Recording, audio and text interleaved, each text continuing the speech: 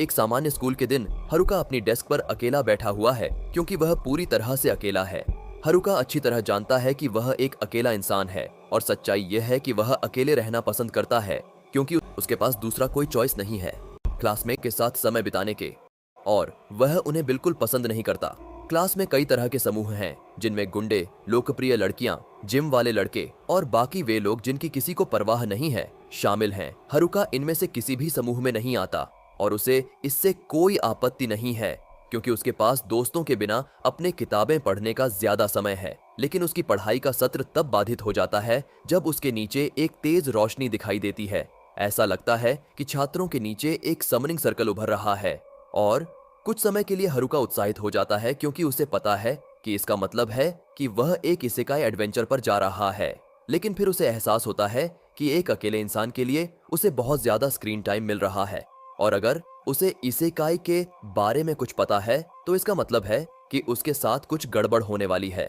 वह खुद को किसी मुसीबत में फंसने नहीं देना चाहता, खासकर जब तक GTA 6 रिलीज नहीं हो जाती। इसलिए जब तक पोर्टल लोड हो रहा है वह दरवाजे की ओर जाता है और बाहर निकलने की कोशिश करता है। दुर्भाग्यवश दरवाजा किसी जादू से बंद है, इसीलिए चाहे वह कितनी भी ताकत लगाए वह बाहर नहीं जा पाता। पोर्टल लगभग लोड हो चुका है और उसके सहपाठी गायब होने लगते हैं। अपनी दूसरी दुनिया की तकदीर से बचने के लिए आखिरी कोशिश के रूप में हरुका छत के वेंट्स में घुसने का फैसला करता है। वह कूदकर क्लास की छत में प्रवेश कर जाता है, लेकिन जब उसे लगता है कि वह सुरक्षित है तो समनिंग सर्कल छत के माध्यम से उसका पीछा करता है और वह फिर भी समन हो जाता है। हरुका अब दूसरी दुनिया में है और चूंकि उसे पहले से पता है कि यह सब कैसे होता है, वह उम्मीद करता है कि कोई मोटा राजा या सुंदर राजकुमारी जल्द ही आएगी और उससे मदद मांगेगी, लेकिन ऐसा नहीं होता।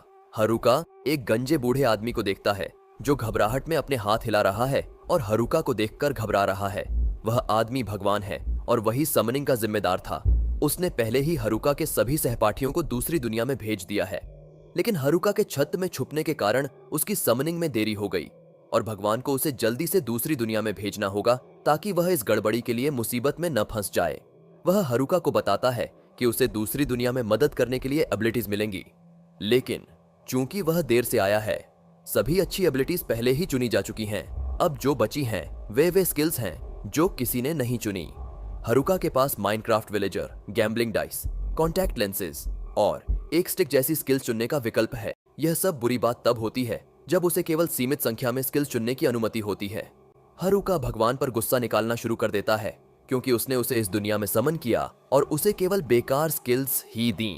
भगवान जानता है कि उसने गलती की है, लेकिन वह भगवान यूनिवर्सिटी से सिर्फ इसलिए पास नहीं हुआ कि एक हाई स्कूलर से डांट खाए।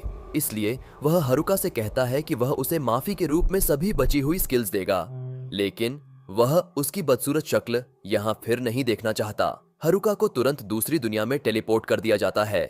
यह अच्छा है कि उसे सामान्य से ज्यादा स्किल्स मिलती हैं, लेकिन इससे ज्यादा फायदा नहीं होता जब उसे दूसरी दुनिया में आते ही जंगल में फेंक दिया जाता। उसके पास कोई सप्लाईज नहीं है, लेकिन फिर वह जमीन पर एक पाउच देखता है और पता चलता है कि यह माइनक्राफ्ट विलेजर स्किल का हिस्सा है और वह पाउच उसे अपनी इन्वेंट्री में अनगिनत आइटम्स स्टोर करने की अनुमति देता है। उस पाउच में कुछ स्टार्टर गियर भी हैं, इसलिए कम से कम हरुका के पास उपकरण तो हैं। सभी सामान लेने के बाद वह अपने स्टैट्स चेक करने का फैसला करता है, लेकिन गैम्बलिंग डाइस के कारण उसे स्टैट्स पॉइंट्स पाने के लिए 1 नंबर रोल करना पड़ता है। वह डाइस को जमीन पर फेंकता है और उसे एम का स्कोर मिलता है। उसे एम का मतलब समझ में नहीं आता, इसलिए वह अपने सारे एम पॉइंट्स को लाख के स्टेट में डालने का फैसला करता है। उसे आश्चर्य होता है जब वह अपना स्टैट विंडो खोलता है और देखता है कि उसका लक स्टैट पूरी तरह से मैक्स्ड आउट हो गया है, जिससे उसे लगता है कि उसने इसे किसी बेहतर स्टैट में इस्तेमाल किया होता। अपनी बाकी स्टैट्स को चेक करते समय उसे पता चलता है कि बेकार स्किल्स के अलावा उसे 2 यूनिक स्किल्स भी मिले हैं। क्योंकि वह पृथ्वी पर इतना अकेला था, इस दुनिया में भी वह पार्टी नहीं बना सकेगा, भले ही वह चाहे। लेकिन इसके बदले उसकी दूसरी स्किल उसे मॉन्स्टर्स को अपना सेवक बनाने की अनुमति देती है, क्योंकि अगर उसके दोस्त होते तो वह ऐसा नहीं कर पाता। हरुका थोड़ा निराश है कि वह अपने लिए कोई हरेम नहीं बना पाएगा, लेकिन जैसा है वैसा है। अभी वह इस बात की चिंता कर रहा है कि उसे अपने आसपास कोई सहपाठी नहीं दिखता और उसे यह अजीब लगता है क्योंकि यह सपोजिटली स्टार्टिंग लोकेशन है। लेकिन फिर उसे याद आता है कि उसे पहले भी उनकी परवाह नहीं थी, तो अब क्यों करेगा।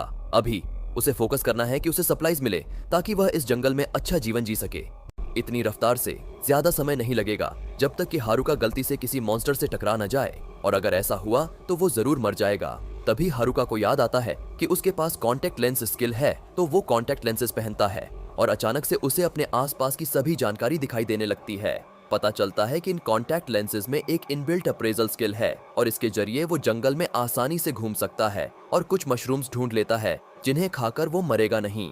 वो कुछ मशरूम्स उठाता है और उसके विलेजर बैग की वजह से वो जितना चाहे उतना उठा सकता है। फिर वो पास की नदी में जाता है और अपने बैग का इस्तेमाल करके थोड़ा पानी पीता है, लेकिन जैसे ही वो पानी पीकर उठता है उसकी नजर कुछ और पर पड़ती है। वो जंगल के अंदर वापस जाता है और उसे एक छोटी सी गुफा दिखाई देती है। ये गुफा इतनी दिलचस्प लगती है कि वो इसे नजरअंदाज नहीं कर सकता। तो हारुका एक छोटी सी प्रार्थना करता है, मानो कोई मॉन्स्टर उस पर हमला करने वाला हो। खुशकिस्मती से गुफा में कोई मॉन्स्टर नहीं है और ये जगह काफी बड़ी है, इसलिए वो इसे अपनी बेस ऑफ ऑपरेशंस बनाने का फैसला करता है। वो अपने बैग से एक टेंट और एक मैजिक लैंटर्न निकालता है और कैंप सेट करता है। फिर टेम्परेचर कंट्रोल मैजिक का इस्तेमाल करके एक छोटी आग जलाता है ताकि रात में गर्मी बनी रहे। संयोग से एक बार टेम्परेचर मैजिक का इस्तेमाल करने पर उसे एक नई फायर स्किल भी मिल जाती है और मॉन्स्टर्स से बचने की चिंता ने उसे कई डिटेक्शन स्किल्स भी दिला दी हैं। लेकिन हारुका की एकमात्र अटैक स्किल सिर्फ एक स्टिक है, इसलिए उसे अब भी अपना बचाव करने का तरीका ढूंढना होगा। अगली सुबह हारुका झटके से जागता है, घबराहट में टेंट से बाहर निकलता है और राहत की सांस लेता है कि रात में कोई मॉन्स्टर हमला नहीं हुआ, वो सुरक्षित है और इसका श्रेय उसकी एंटी मॉन्स्टर प्रॉपर्टीज वाली बेकार स्किल्स को जाता है। लेकिन भले ही वो खतरे से सुरक्षित हो, इसका मतलब ये नहीं कि वो भूख से सुरक्षित है। इसलिए वो एक फ्राइंग पैन निकालता है और कल इकट्ठा किए गए मशरूम को पकाने लगता है। और अगर आप सोच रहे हैं कि फ्राइंग पैन कहां से आया, तो वो उसके विलेजर बैग में अकेला पड़ा था, साथ ही एक पूरा किचन नाइफ सेट और कुछ बीफ जर्की भी। अब तक वो बैग हारुका के आर्सेनल की सबसे उपयोगी चीज साबित हुई है और वो सोचता है कि आखिर किस विलेजर ने इसे भर दिया होगा।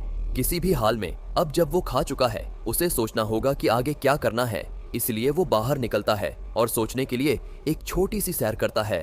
फिलहाल वो गुफा बेस ऑफ ऑपरेशंस के लिए अच्छी रहेगी, लेकिन हारुका को अब भी एक भरोसेमंद भोजन का स्रोत ढूंढना होगा और मॉन्स्टर्स के खिलाफ सुरक्षा के उपाय करने होंगे जो इस दुनिया में उसे हमला कर सकते हैं।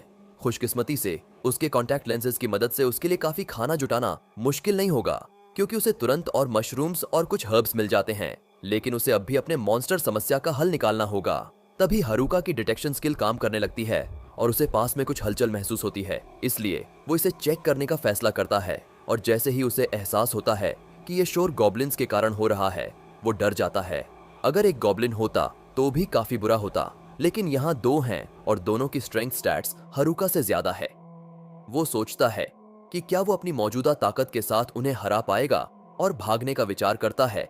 लेकिन इस जंगल में रहने का मतलब है कि अगर उसे जीवित रहना है तो उसे किसी न किसी मोड़ पर गॉब्लिन्स से लड़ना होगा। इसलिए वो फैसला करता है कि जब उसके पास सरप्राइज अटैक का फायदा है तो इसी समय उनसे निपट लेता है। ये सोचकर वो यकीन नहीं करता कि उसकी स्टिक इस काम के लिए पर्याप्त होगी, इसलिए वो अपनी एक ट्रैश स्किल का इस्तेमाल करता है स्टिक को मैजिक से लपेटने के लिए और देखता है कि क्या होता है। ये उम्मीद से बेहतर काम करता है, इसलिए वो झाड़ियों से बाहर कूदता है और एक गॉब्लिन के सिर पर वार करता है। गॉब्लिन चकरा जाता है, लेकिन हारुका वहां नहीं रुकता और तब तक उसे मारता रहता है जब तक वो मर नहीं जाता। एक गॉब्लिन खत्म हो गया, लेकिन हारुका को अभी दूसरे से निपटना बाकी है। जैसे ही दूसरा गॉब्लिन उस पर हमला करता है, वो उसकी वार से बच जाता है। अब जब उसे लड़ाई का अंदाजा हो गया है, हारुका को एहसास होता है कि गॉब्लिन के हमले वास्तव में काफी आसान है, इसलिए वो आसानी से उन्हें डॉज कर लेता है और फिर उसे मैजिक की वेव से मारता है। अपनी पहली गॉब्लिन लड़ाई जीतने के बाद हारुका सोचता है कि आज के लिए इतना काम काफी है और गुफा में वापस लौट आता है ताकि थोड़ा आराम कर सके।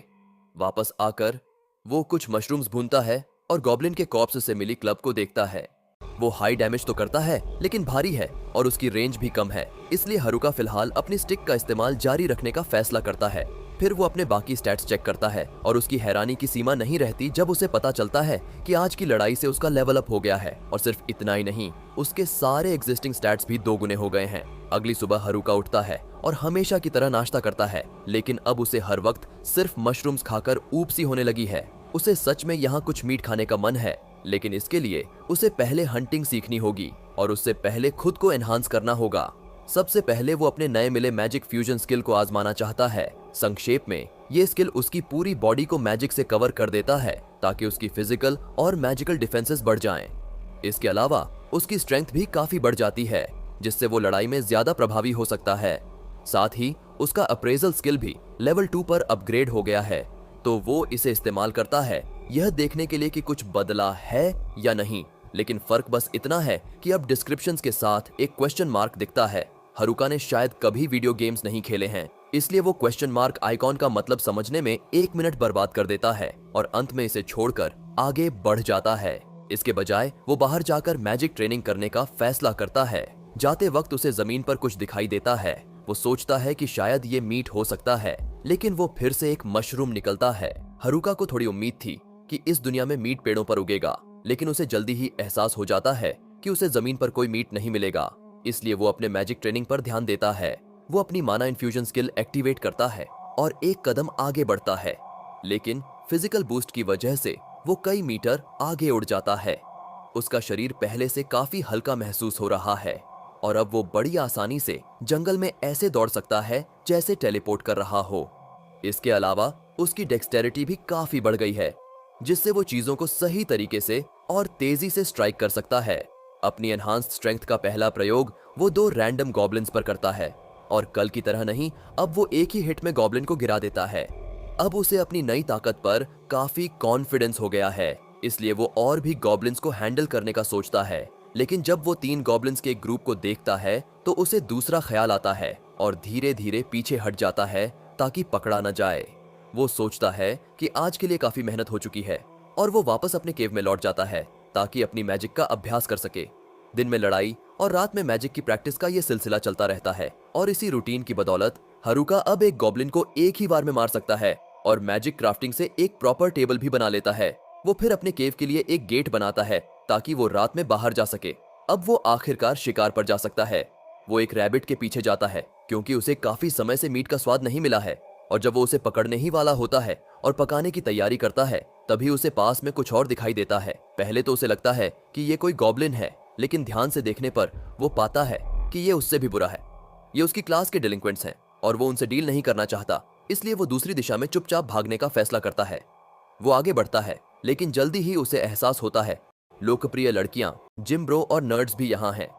उसे नर्ड्स से उतनी परेशानी नहीं है क्योंकि कभी कभी स्कूल में वो उनके साथ बैठा करता था, लेकिन अब भी उनसे बात करने का उसका मन नहीं है।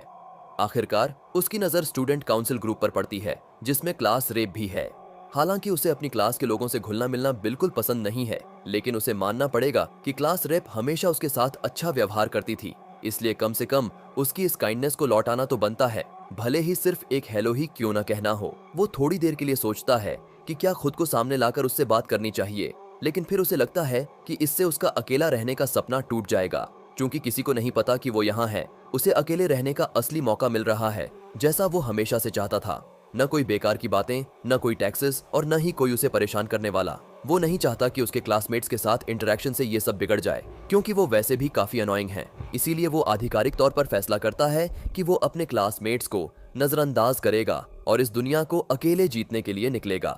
यह था एपिसोड 1 का अंत। अगला भाग मिस न करने के लिए सब्सक्राइब करें।